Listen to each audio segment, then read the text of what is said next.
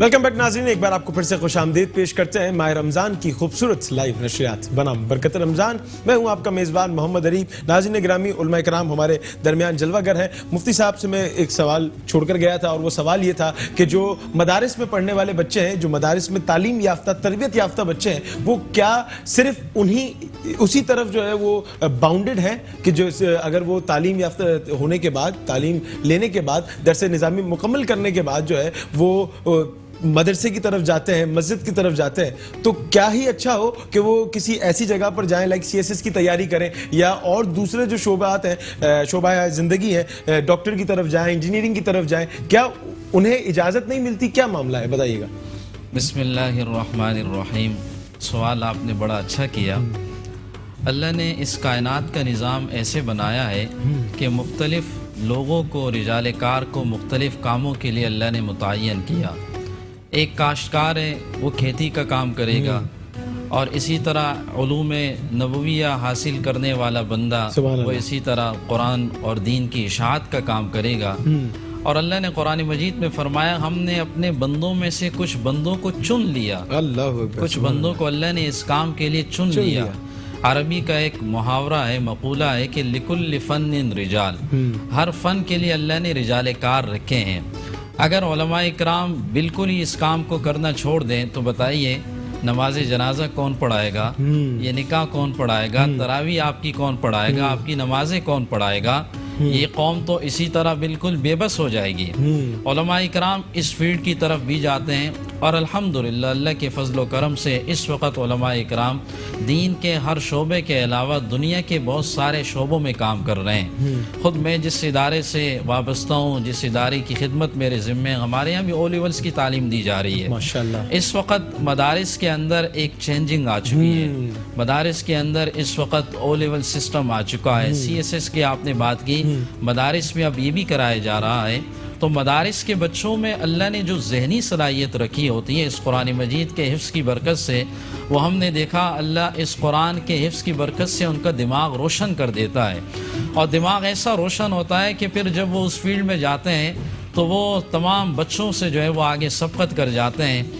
आपके चंद सालों, पिछले सालों की जो कारगुजारी है, आप कराची मैट्रिक बोर्ड और इंटरमीडिएट बोर्ड की देखें तो उसमें जो पोजीशन लेने वाले बच्चे हैं वो ये मदारिस के बच्चे हैं, वो ये मदरसों से पढ़े हुए बच्चे हैं। तो अल्लाह ने इस वक्त ये तरतीब ऐसी रखी है और अल्हम्दुलिल्लाह माशरे में ये एक मुस्बत पहलू आ चुका है कि मदारिस से पढ़े हुए बच्चे इस वक्त बहुत सारे शोबों के अंदर काम कर रहे हैं। ज़बरदस्त ज़बरदस्त। मुफ्ती शहजाद साहब, मुफ्ती साहब ने जो है वो एक बात पे फोकस किया कि एक तब्दीली आ चुकी है और मदरसे के अंदर वो वाली तब्दीली नहीं, मैं सियासी तब्दीली की बात नहीं कर रहा नाज़रीन गिरामी, मैं कह रहा हूँ मदरसे के अंदर एक अलग O लेवल सिस्टम्स आ रहे हैं और CSS की तैयारी हो रही, बहुत अच्छी चीज़ है। लेकिन अल्लामा साहब, हम सुनते हैं कि पहले तो सुना जाता था पहले के स्पीकर हराम है, लाउड स्पीकर का ये मामला है, कैमरे को जो है वो हराम करार दे दिया जाता था कि भाई कैमरा फेसिंग जो है वो एक अलग माहौल में लेके जाते थे चीज़ों को। तो क्या तब्दीली इसी चीज़ का नाम है?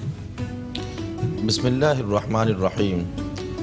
बड़ा अहम सवाल आपने किया और कि तब्दीली जो है वो आप सियासी तब्दीली की बात नहीं कर रहे। सियासी तब्दीली बिल्कुल अभी तक नहीं आई, लेकिन अल्हम्दुलिल्लाह मदारिस में तब्दीली आ चुकी है, उलमा में तब्दीली आई है, मदारिस में तब्दीली आई है, मसाजिद में भी तब्दीली आई है। अल्हम्दुलिल्लाह हमारे मदारिस के जो तुलबा हैं वो दीनी तालीम के साथ साथ दुनियावी तालीम भी अल्हम्दुलिल्लाह अच्छे तरीके से हासिल कर रहे हैं माशाअल्लाह। अब बहुत से डॉक्टर ऐसे हैं जो अल्हम्दुलिल्लाह डॉक्टर भी हैं और वो आलिम दीन भी हैं, हाफिज़ कुरान भी हैं।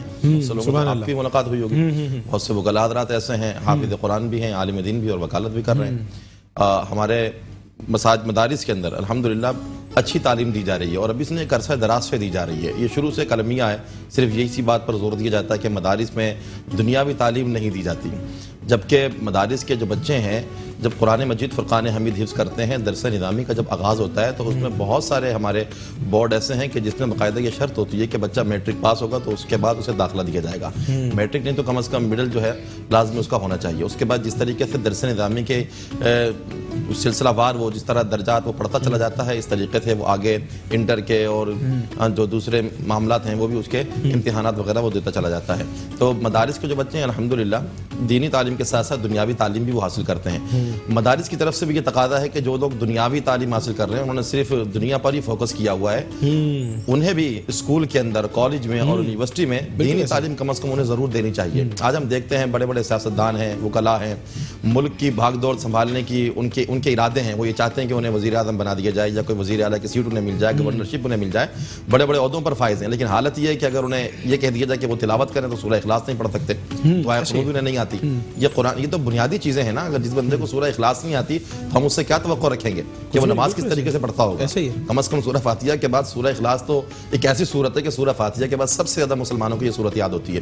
اور دوسری بات جو آپ نے یہ کہی کہ لاؤڈ اسپیکر کے حوالے سے اور یہ کیمرے کے حوالے سے، دیکھیں زمانے کے ساتھ ساتھ کچھ مسائل ایسے ہوتے ہیں جن کا صراحت کے ساتھ قرآن اور حدیث کے اندر ذکر نہیں ہوتا، اور وہ اجتہادی مسائل ہوتے ہیں، تو علماء کرام وقت کی ضرورت کے ساتھ ساتھ اس کے اندر چینجنگ کرتے رہتے ہیں۔ تو پہلے بھی بہت سارے مسائل ایسے ہیں جنہیں وقت کی ضرورت کے تحت ان کے اندر چینجنگ ہوتی رہی ہے، اور اب بھی ہو رہی ہے، اس کے اندر ایسی کوئی قباحت والی بات نہیں ہے۔ ٹھیک ہے ڈاکٹر صاحب، میں آپ سے یہ پوچھنا چاہوں گا کہ جو ہم مختلف جگہوں پر دیکھ رہے ہوتے ہیں کہ پہلے تصویر کا جو معاملہ ہے اس پہ تھوڑی سی اگر روشنی آپ ڈال دیں کہ تصویر جو کھنچوائی جاتی ہے یا بنانے کے اوپر وہ قباحت ہے، کیا ڈیجیٹل آرٹ جو آج کل اس وقت لوگوں کے زبان پر ہے، لوگ جو اس وقت ڈیجیٹل آرٹ کو بہت زیادہ مقبول کر رہے ہیں، تو کیا کہنا چاہیں گے اس حوالے سے؟ بسم اللہ الرحمن الرحیم۔ جیسا کہ آپ نے آغاز میں دونوں ہمارے محترم علماء کرام سے سوال کیا تھا، اس زمن میں بھی میں ایک جملہ آپ کی اجازت سے اضافہ کرنا چاہوں گا کہ دیکھیے جس طرح فرمایا نا کہ عربی کے مقودہ لکل فن الرجال، ہر فن کے لیے اللہ نے الگ الگ مزاج کے لوگ پیدا کیے ہیں، اسی طرح آج کا دور اسپیشلائزیشن کا دور ہے، تخصص کا دور ہے۔ آپ کسی ہارٹ اسپیشلسٹ سے یہ نہیں کہہ سکتے کہ ایم بی بی ایس تو آپ نے بھی کیا ہوا ہے تو آپ مجھے نزلے کی دوا دے دیجئے، تو کہے گا آپ فزیشین کے پاس جائیے۔ ٹھیک ہے۔ آپ کسی کڈنی اسپیشلسٹ سے یہ نہیں کہیں گے کہ جناب آپ دل کا علاج کر دیجئے، ٹھیک ہے، وہ کہے گا نہیں سر آپ اس کے لیے ہارٹ ڈیزیز کے جو ماہرین ہیں، فزیشین ہیں، کنسلٹنٹ ہیں، ان کے پاس جائیے۔ تو بائیں نہیں، اسی طرح جب ہم کسی وکلا برادری سے یہ تقاضا نہیں کرتے کہ وہ میڈیکل کی تعلیم کیوں نہیں حاصل کرتے، وہ کہیں گے یہ الگ فیلڈ ہے بالکل، تو ہونا یہ چاہیے گورنمنٹ جو ابھی ہماری اس وقت آج تک الحمدللہ موجود گورنمنٹ ہے، اللہ تعالیٰ عافیت رکھے پاکستان کی انشاءاللہ، تو انہوں نے ایک اسٹینڈ لیا تھا پنجاب کی سطح پر کہ میٹرک یعنی ایک نصاب کی بات برسہ برس سے چل رہی ہے، ایک نصاب ہونا چاہیے، میٹرک تک کم از کم، چاہے مدرسے میں جانا ہو بچے کو، چاہے او لیول میں جانا ہو، چاہے اسکول میں جانا ہو، چاہے اسے میڈیکل فیلڈ میں جانا ہو، چاہے انجینئرنگ فیلڈ میں، میٹرک تک سب کی تعلیم یکساں ہونی چاہیے۔ اس کے بعد اس کے لیے فیلڈ کھلی ہوئی، جس فیلڈ میں چاہتا ہے وہاں جائے اور بالکل اپ گریڈ تک جائے۔ اچھا زبردست، ایک سوال یہاں چھوڑ کر جا رہا ہوں، مجھے بریک لینا ہے کہ جو علماء کرام ہیں، جو دین کے لوگ ہیں، انہیں رہنمائی کے طور پر تصور کیا جاتا ہے، آپ تینوں کی باتوں سے یہ ایک عکس ہے، ایسا ہی ہے، تو رہنمائی تو ہر شعبے میں ہمیں چاہیے، خواہ وہ ڈاکٹری کا ہو، خواہ وہ انجینئرنگ کا ہو، کسی بھی شعبے میں ہو، تو یہی سوال جو ہے وہ میں آپ سے کنٹینیو کروں گا۔ ناظرین گرامی، یہاں وقت ہوا چاہتا ہے ایک جلدی سے بریک کا، آپ بھی جائیے اور جلدی سے واپس آئیے، یہ بہت خوبصورت بزم سجی ہوئی ہے برکت رمضان سے، مجھے اجازت دیجیے، جلدی سے آئیے اور ایک بریک کے بعد دوبارہ سے حاضر ہوتے ہیں۔ ایک بار آپ کو پھر سے خوش آمدید پیش کرتے ہیں ماہ رمضان کی خوبصورت لائیو نشریات بنام برکت رمضان، اور اس سے قبل آپ نے جلدی سے سنا ہوگا کہ میں کہہ رہا تھا مائک موجود ہے، نہیں موجود ہے، مفتی صاحب ہمارے ساتھ موجود ہیں، اور مفتی صاحب کا شمار ملک کے معروف سنخواہ میں ہوتا ہے۔ مفتی صاحب میں چاہوں گا پہلے کلام ہو جائے آپ کا، اور اس کے بعد ہم جو ہے وہ سوالات کا سلسلہ جاری و ساری رکھیں۔ انشاءاللہ تمام سامعین اور ناظرین سے درخواست ہے کہ درود شریف پڑھنے، اللہم صلی علی سیدنا۔ میں اپنے نبی کے کوچے میں چلتا ہی گیا، چلتا ہی گیا، میں اپنے نبی کے کوچے میں چلتا ہی گیا، چلتا ہی گیا، ایک خواب سے گویا اٹھا تھا، کچھ ایسی سکینت طاری تھی، حیرت سے ان آنکھوں کو اپنی ملتا ہی گیا، ملتا ہی گیا، میں اپنے نبی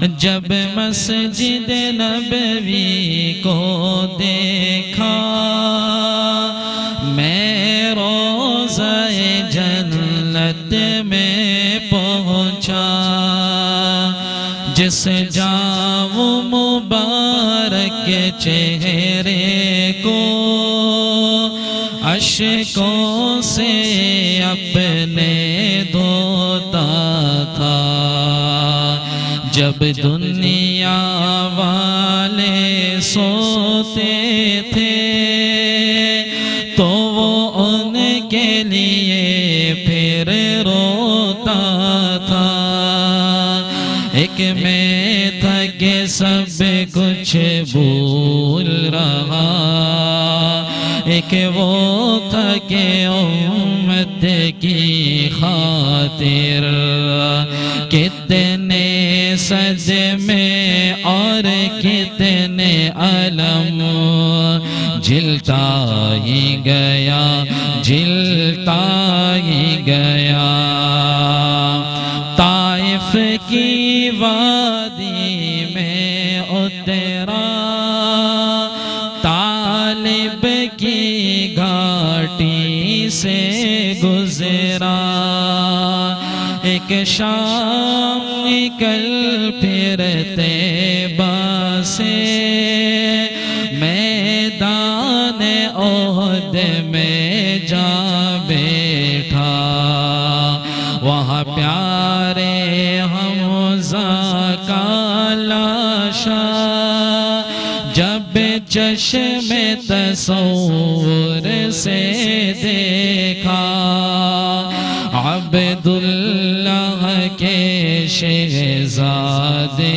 کو اس دشت میں پھر بسمل دیکھا یہ سارے منظر دیکھ کے پھر میں رہ نہ سکا کچھ کہہ نہ سکا بس دکھ اور درد کے قالب میں ڈلتا ہی گیا ڈلتا ہی گیا میں اپنے نبی کے کوچے میں چلتا ہی گیا چلتا ہی گیا ناظرین گرامی ہم ڈاکٹر صاحب سے گفت و شناس میں مشغول تھے اور ڈاکٹر صاحب ہمیں بتا رہے تھے ڈیجیٹل آرٹ جو اس وقت خاصا مقبول ہے اس حوالے سے ہم نے ڈاکٹر صاحب سے ایک سوال رکھا تھا ڈاکٹر صاحب رہنمائی فرمائیے بسم اللہ الرحمن الرحیم دیکھیں ہر دور کے اپنے تقاضے ہوتے ہیں اور جو علماء کرام یا علماء حق ہوتے ہیں وہ نباز ہوتے ہیں وقت کے اور رہنما ہوتے ہیں تو اسی لیے اسلام میں اجتہاد کا راستہ کھلا رکھا گیا ہے دروازہ کھلا رکھا گیا ہے البتہ مجتہد کے لیے بعض اہم ترین بنیادی شرائط ہیں تو ہر کسے ناقص کو اجتہاد کرنے کی اجازت نہیں ہے بلکہ ہم دیکھتے ہیں کہ اس معاملے میں علماء نے بھی بہت زیادہ احتیاط کا معاملہ کیا ہے تو جہاں تک تصویر کا ایشو ہے ایک زمانے میں واقعی تصویر کو بہت ہی خطرناک ترین قرار دیا جاتا تھا اور لوگ اس سے بہت گریز کرتے تھے اسے حرام تک کے فتاوے آئے تھے لیکن جب اس کی مزید تحقیق ہوئی اس کے اوپر غور و خوض ہوا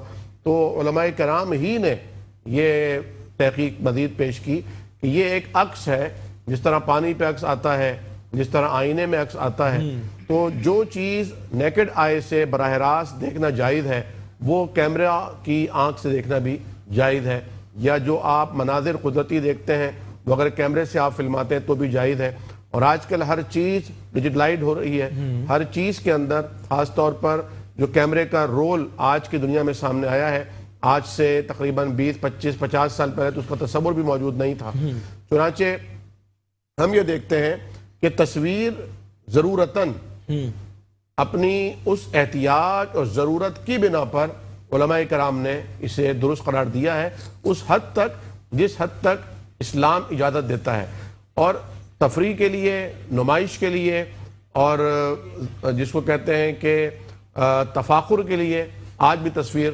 جائز نہیں ہے مناسب نہیں ہے جس طرح بعض علماء کرام بہت احتیاط کرتے ہیں اور حکم دیتے ہیں، ہدایت کرتے ہیں کہ سیلفیوں کا جو رواج ہے اس سے پرہیز کرنا چاہیے، اور یقینی طور پر سادگی کے اندر آج بھی حسن موجود ہے، اور اللہ کے حبیب نے فرمایا تھا کہ سادگی ایمان کی علامات میں سے ایک ہے۔ واہ زبردست۔ علامہ صاحب میں آپ سے ایک سوال پوچھنا چاہوں گا، وہ یہ کہ کچھ علماء نما لوگ ہوتے ہیں تو وہ عالم دین بنتے ہیں، وہ جو ہے نا انہوں نے درس نظامی نہیں کیا ہوا ہوتا اور وہ عوامی مقامات پر یا مختلف ٹی وی چینلز پر بیٹھ کر جو ہے وہ لوگوں کو غلط مشورے دے رہے ہوتے ہیں، تو کیا یہ صحیح ہے؟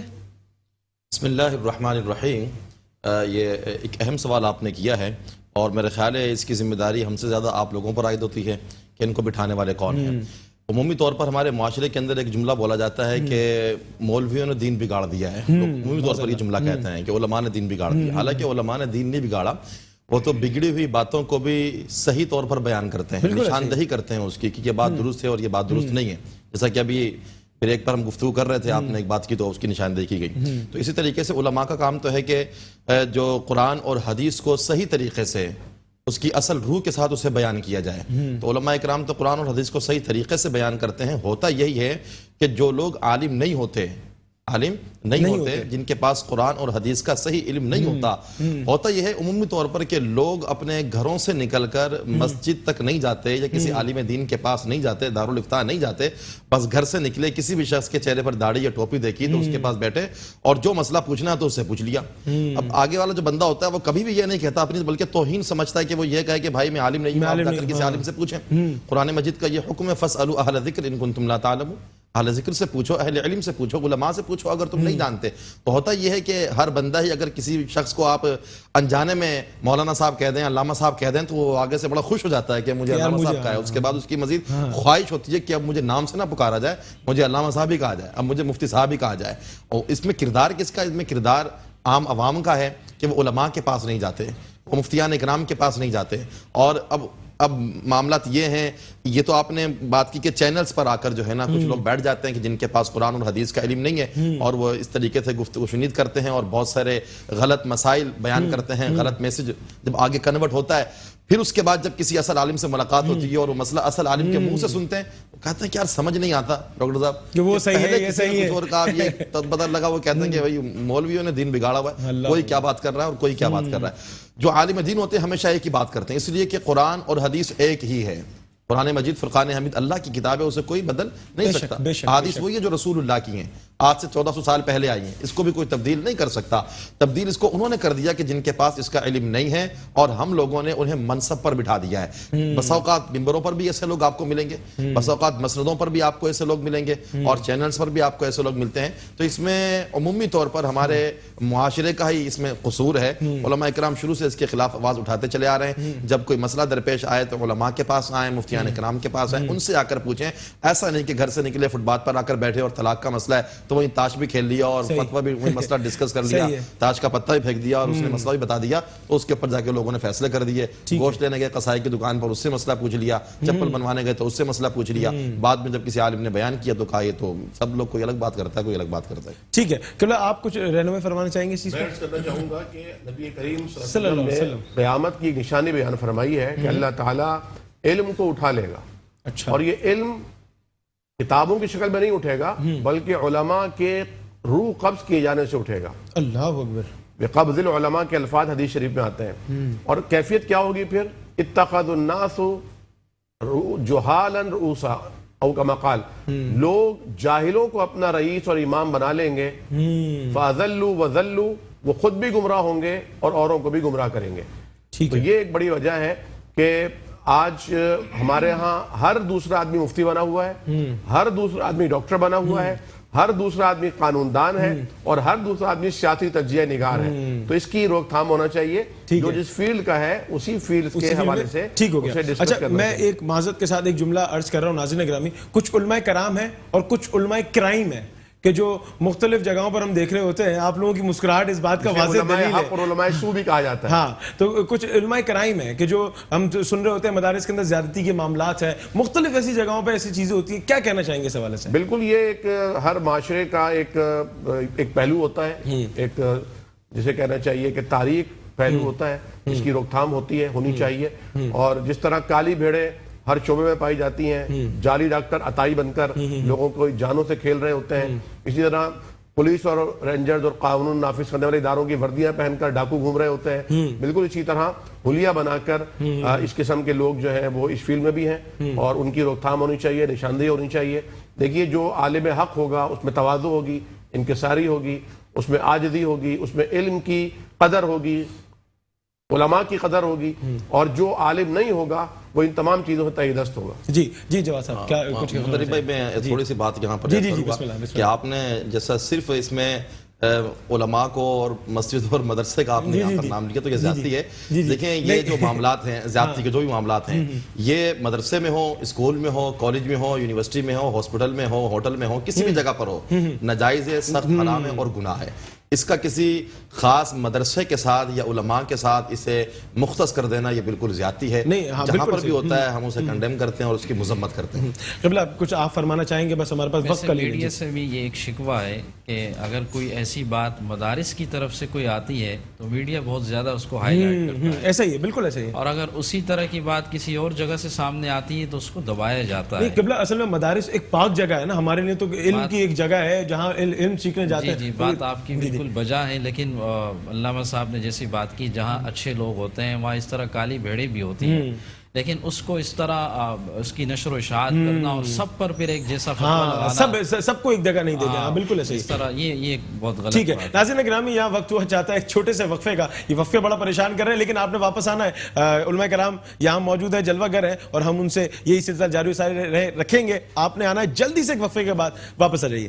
ویلکم بیک ناظرین, ایک بار آپ کو پھر سے خوش آمدید پیش کرتے ہیں ماہ رمضان کی خوبصورت لائیو نشریات بنام برکت رمضان. میں ہوں آپ کا میزبان محمد عریب, اور اس وقت علماء کرام سیگمنٹ سے براہ راست آپ سے گفت و شنید کر رہے ہیں. علماء کرام موجود ہیں. مفتی صاحب آپ کچھ کہنا چاہیں گے, عوام کو پیغام دینا چاہیں گے؟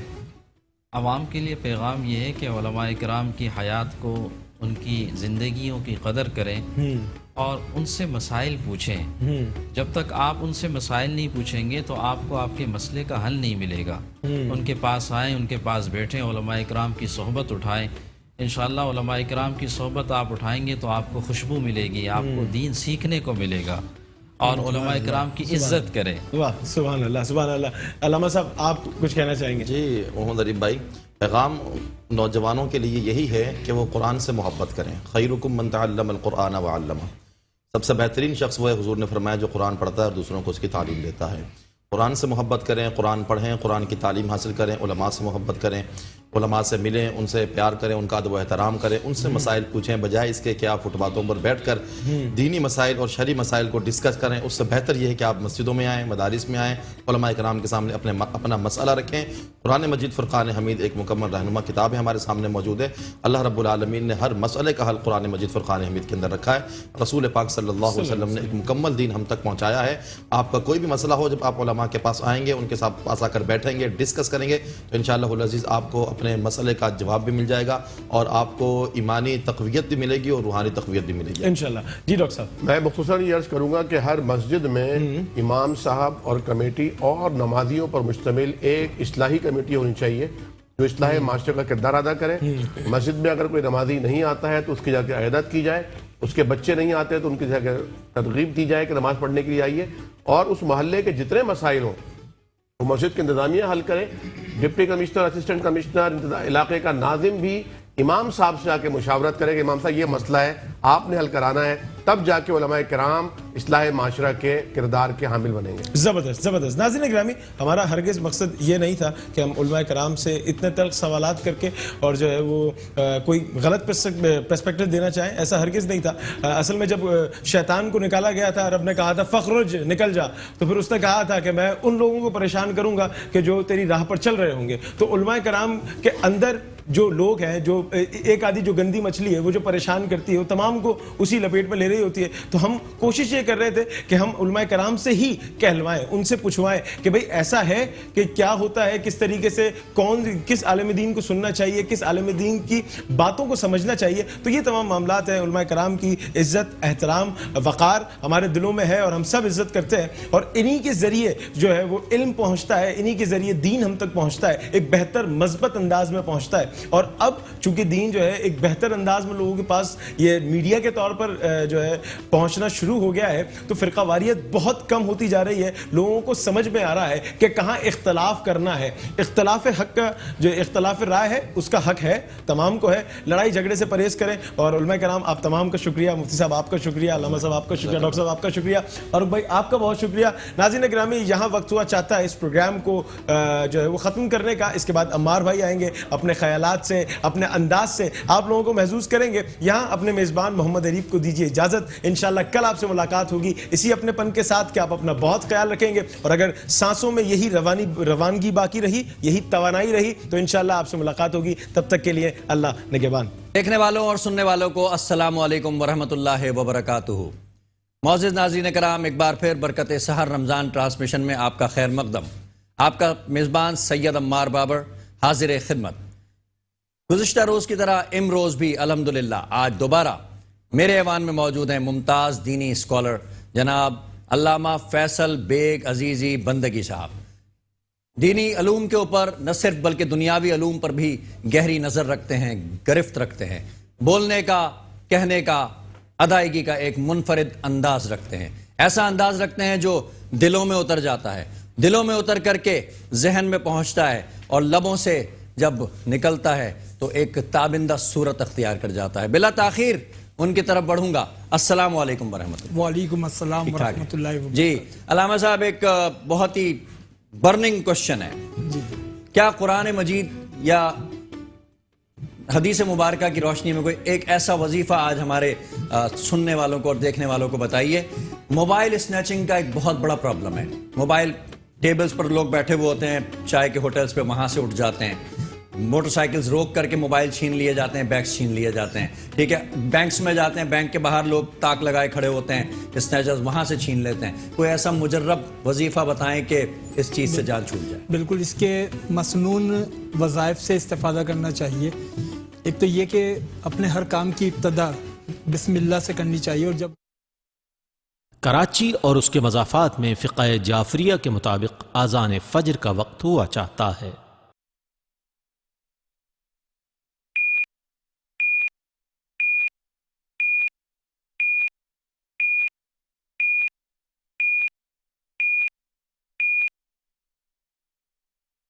روزہ رکھتا ہوں, رکھتی ہوں ماہ رمضان کا واجب قربتاً اللہ. حافظ ہو یا ناصر ہو یا معین ہو, اے حفاظت کرنے والے, اے مدد کرنے والے, اے دستگیری کرنے والے, تھام لینے والے, یا حافظ ہو یا ناصر ہو یا معین ہو.